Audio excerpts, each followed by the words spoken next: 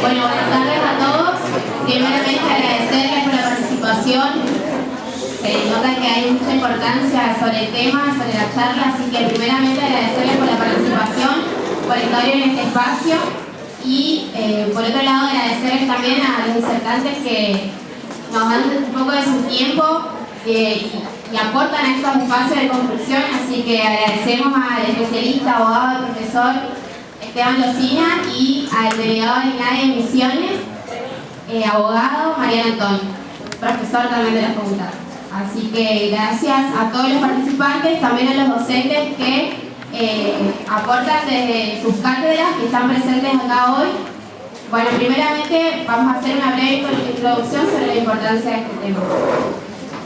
Entendemos que hoy estamos atravesados por distintos cambios que son importantes reconocer en los últimos años y que en materia de derecho avanzamos muchísimo a través de distintas leyes. Por eso es que hoy y hace unas semanas atrás hablábamos de la Ley de Trabajo Social, así como hay otras como por ejemplo la Ley de Salud Mental, la Ley de Protección Integral para prevenir y erradicar la violencia contra las mujeres, entre otras. Por eso que justamente debemos adecuarnos a estos contextos y hoy hablamos de un nuevo Código Civil y Comercial que trae aparejado nuevos derechos para la vida cotidiana de las personas. Así que me parece sumamente importante conocerlo, ya que nos permite tener herramientas para defender y consolidar los derechos humanos como eje central de nuestra formación. Por ello es que como trabajadores en formación de las ciencias sociales debemos tener el compromiso y la responsabilidad de debatir, reflexionar y construir en conjunto conocimientos para los pueblos. La formación debe contribuir y situar al estudiante en su pueblo, en su historia y en sus costumbres. Somos parte de la historia, somos los protagonistas y estamos ante la oportunidad histórica de seguir avanzando.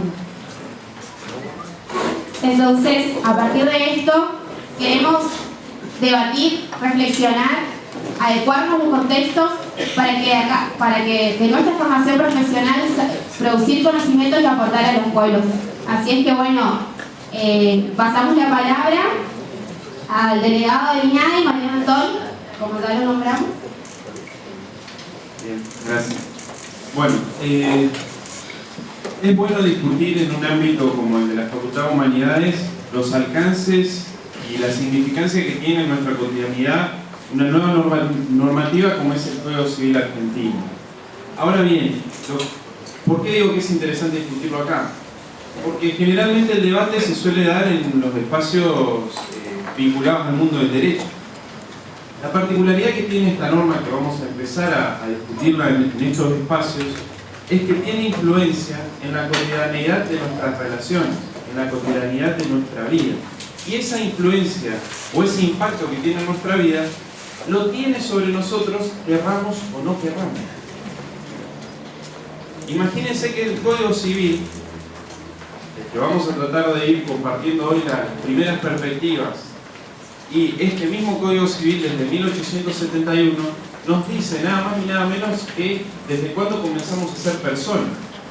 Fíjense, ¿no? Hay una norma jurídica, una construcción del hombre que dice desde este momento y no desde este otro comenzamos a ser personas humanas.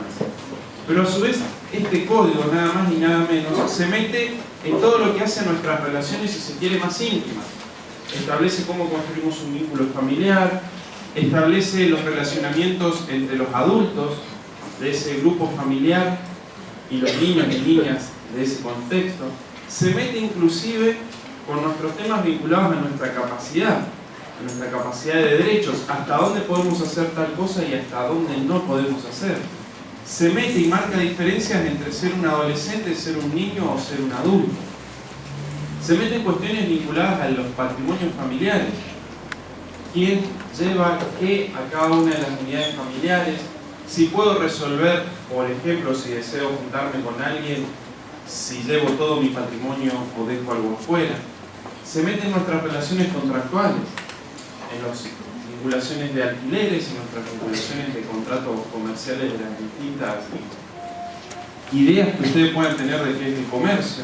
Se mete en todos esos ámbitos. Es decir, que un código civil, en un Estado organizado de la manera como el argentino, querramos o no querramos, esta normativa jurídica que entra en vigencia, nada más ni nada menos que ahora, en agosto, en unos días, cambian situaciones que las dábamos como naturales o que las vamos transitando sin siquiera a veces analizar por qué, ¿no? Inclusive fíjense qué tiene de bonito este código a diferencia del otro. El primer código argentino es de 1871.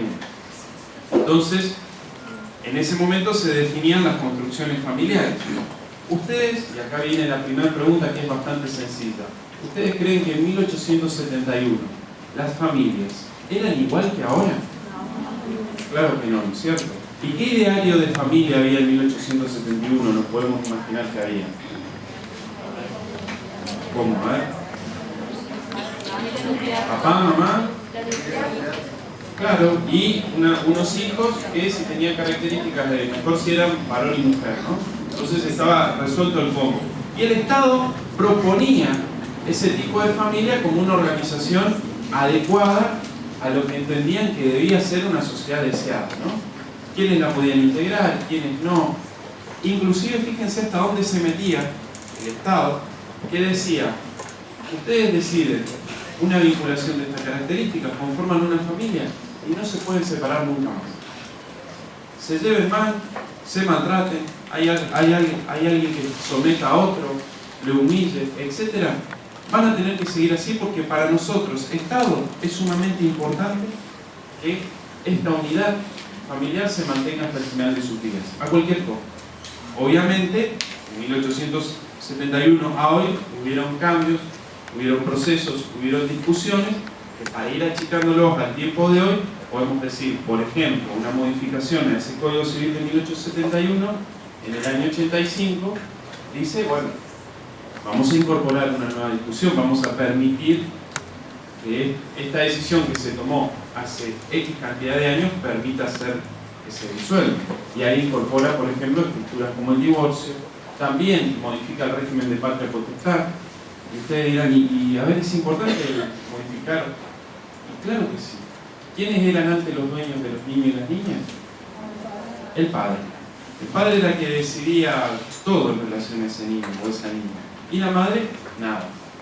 Simplemente una cuestión de acompañamiento. Bueno, obviamente ese Código Civil es modificado, pero ese Código Civil de 1871 hasta hoy, está vigente hasta ahora, fue retocado, fue remendado. Entonces uno hacía una lectura del Código Civil y tal vez no estaba en la certeza de que estaba comprendiendo el alcance total de esa mirada de 1871 llevada al 2012, 2013, 2014, cuando se empieza a discutir este nuevo Código Civil. ¿Qué tiene de interesante también este código?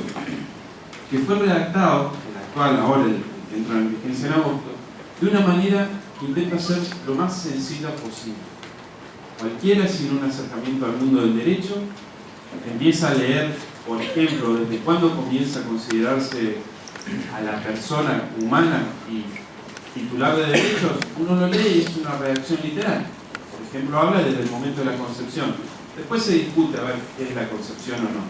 Pero incorpora, por ejemplo, en esta sencillez narrativa también, cuestiones vinculadas a cómo se producían los hijos antes, cómo se daba ese vínculo con un adulto. De dos maneras. O a través de una relación sexual, ¿sí? Surgía el producto de esa relación, entonces era fácil decir, aquí tenemos un niño. Después surge la posibilidad de adoptar, entonces hay un trámite, hay dos seres humanos que constituyen un vínculo, surge un niño y una niña, pero quienes le van a criar y que van a establecer las relaciones de derecho con esa criatura era a través de la adopción.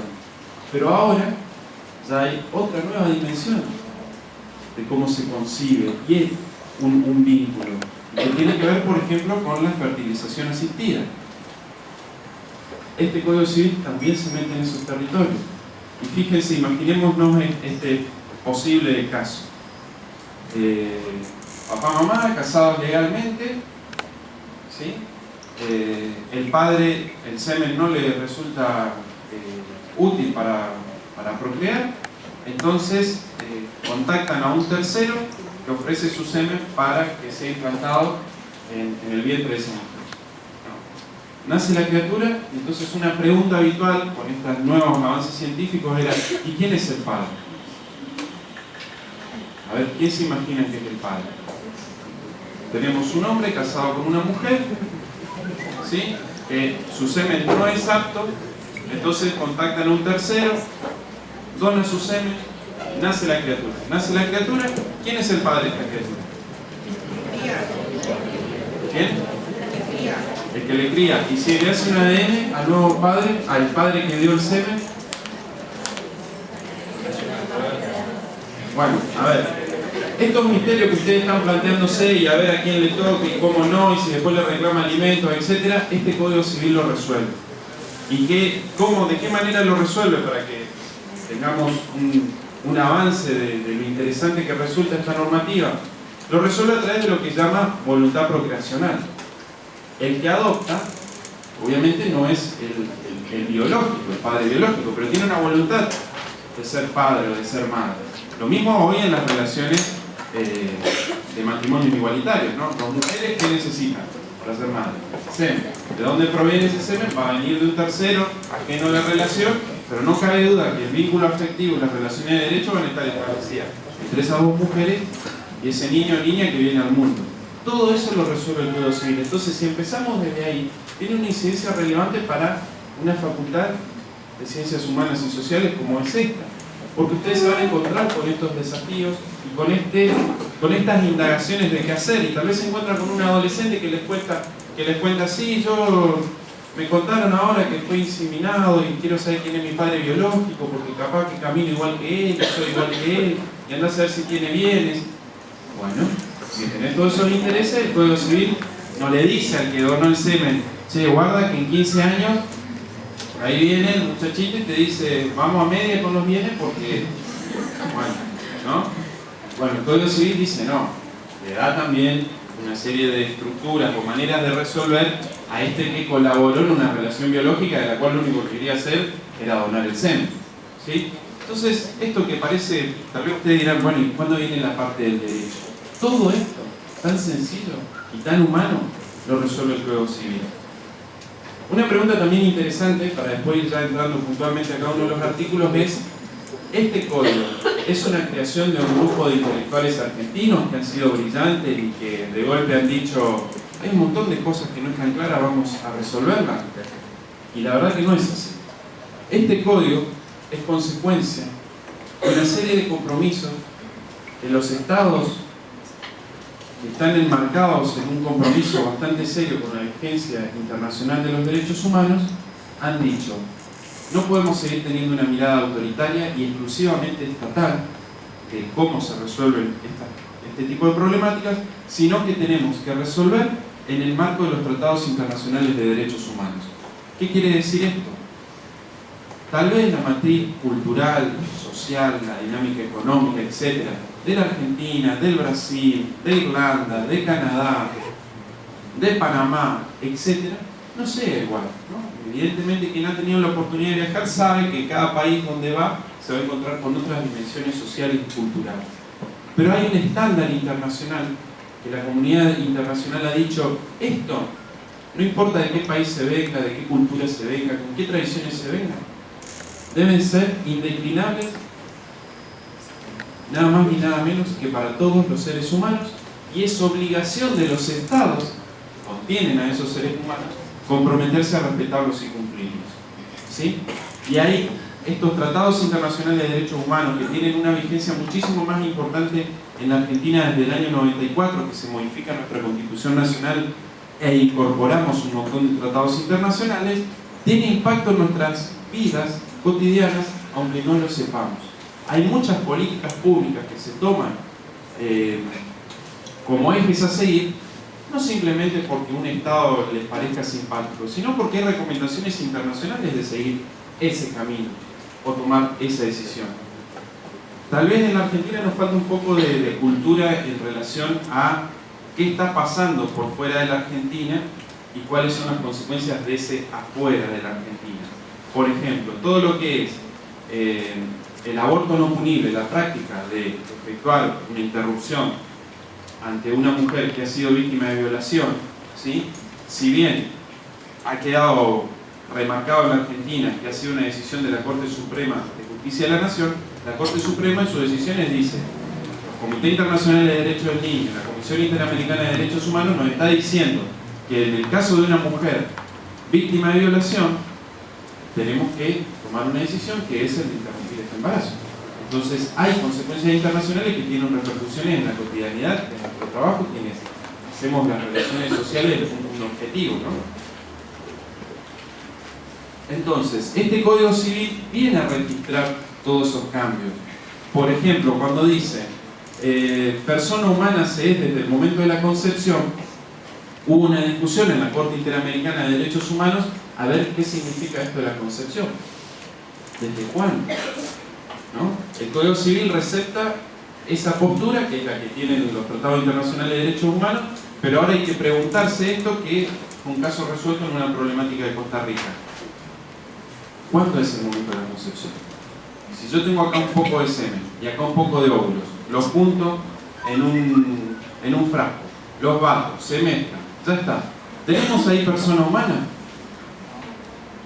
Por ahí es fácil decir ahora no, pero hasta hace muy poquitito tiempo la comunidad internacional no había resuelto si, y ojo, hay sectores todavía que piensan que ahí ya hay una persona humana y que entonces ese frasquito hay que cuidarlo como si fuese una criatura de 10, 11, 13 años, ¿no? ¿Qué resolvió la Corte Interamericana de Derechos Humanos? Que para esto citó filósofos, religiosos, científicos. La conclusión fue: evidentemente no nos ponemos de acuerdo, esto no está zanjado todavía porque hay muchas opiniones, pero no cabe duda de que si este producto, esta unión, no es insertado dentro del vientre materno, esto no tiene viabilidad. Entonces, vamos a concebir que la concepción se da a través de esa posibilidad de viabilidad. Y ya adquiere derechos por sí al estar en el vientre materno. Podríamos decir que algunos derechos sí, pero otros no. ¿Cuándo se empiezan a constituir efectivamente estos derechos? A partir del momento del nacimiento. Fíjense de lo que estamos hablando, de temas que seguramente no todos coincidamos aquí, que son temas incómodos y a propósito lo traemos a debate, pero que nos ayuda a resolver muchos de los debates teóricos, muchas de las disputas que podemos tener, es el Código Civil argentino, que ha obtenido una alta consideración y aceptación por todos los intereses políticos que están en pugna en este momento. ¿Por qué? Porque aparte de haber sido llevado a cabo por una serie de académicos destacados de la Argentina, también fue puesto en consideración de asambleas públicas que recorrieron todo el país. Entonces, como verán, él tiene muchísimos alcances y muchísima trascendencia en muchas de nuestras relaciones cotidianas. Para pasarle la palabra al doctor Rosina, quería agregar, igual después, como es una charla abierta, podemos continuar sobre estos debates, quería así marcar esta centralidad. Antes el Estado priorizaba un tipo de familia por sobre los integrantes de ese núcleo familiar. Esto es una consideración muy importante a tener en cuenta. Este Código Civil se corre de recomendar qué tipo de familia es la adecuada para cada uno de los seres humanos para priorizar a los integrantes de ese núcleo familiar, ¿sí? Que puede estar constituido por personas del mismo sexo, personas de distinto sexo, que puede ser, digamos, acepta a aquellos que deciden consagrar o aceptar el contrato denominado matrimonio, o aquellos que dicen: yo no quiero constituirme en matrimonio por los alcances o por mi ideología, etc. Yo quiero vivir en una unión que sí reconozco que necesito organizarla, pero no quiero estar casado legalmente, entonces también permite eso. Y como bien decía la compañera en la introducción, ha receptado este Código Civil los distintos tipos de capacidades que se pueden tener, las distintas maneras de ver esas capacidades, las distintas maneras en las cuales se debe ver un niño y una niña en su relación con los derechos, las libertades dentro de esos grupos familiares, ¿no? Antes tal vez los derechos estaban vinculados muy hacia un lado o hacia el otro.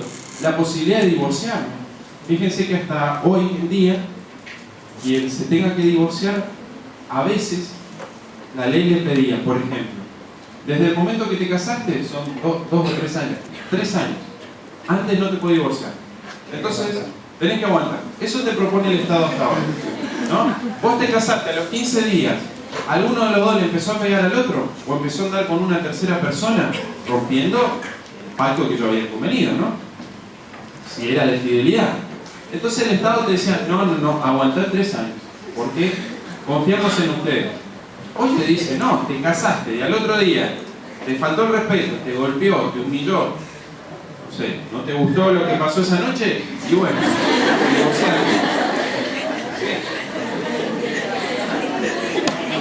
otra, a ver, por eso hay que robar antes, dice el doctor Rossi. Pero imagínense una relación forzada durante 3 años porque alguien dijo que tenía que ser así. Otra cosa que ya no indaga este Código Civil es acerca de si la relación se cortó porque el otro le engañó o no le engañó. Bueno, fíjense lo importante que es que hoy ni siquiera el Código Civil te pide la característica de la fidelidad. Por ahí aquellos que estaban ilusionados con que se casaban y automáticamente se consagraba la fidelidad, les aviso que ya al Estado argentino no le importa si uno es fiel o no dentro de ese matrimonio. Sí. Pero sin consecuencia, digamos, patrimonial. Antes el que engañaba al otro perdía, digamos, en la división de los bienes. ¿Por qué yo digo que el matrimonio es un contrato? Porque en definitiva lo que importaba era si se rompía el vínculo, quién había aportado, cómo lo íbamos a dividir. Si vos me engañaste, yo me quedo con más que vos. En cambio ahora, uno engaña al otro y bueno, los bienes se dividirán como cada uno los va aportando. No les gusta a algunas chicas, ya ven en el fondo que... A ver, lo que trato de hacerles ver es que el Código Civil nos da muchísimas libertades que antes no teníamos. El Estado ha dicho, yo me corro de guía espiritual de la nación. Yo reconozco que somos diversos, yo reconozco que esa diversidad nos enriquece. Lo único que digo es que esta diversidad, estoy hablando como si yo fuese el Código Civil, ¿no? Esta diversidad debe ser respetada. Lo único que organiza este Código Civil es que todos seamos iguales en cada uno de los artículos. Del artículo 1 al final, todos somos iguales y nadie indaga sobre nuestras intimidades, salvo que, obviamente, dañemos a otros, ¿sí? Así que es lo que va a suceder en agosto en nuestras cotidianidades, es notable.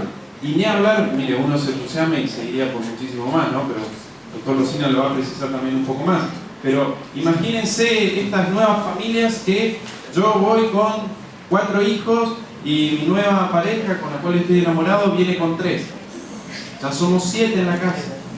Y viaja mi señora y el más adolescente, cuando yo le digo, che, esta noche no vas a salir, hijo de ella, él me dice, ¿vos quién sos? Hasta ahora el Código Civil decía, y bueno, no son nada. ¿Sí?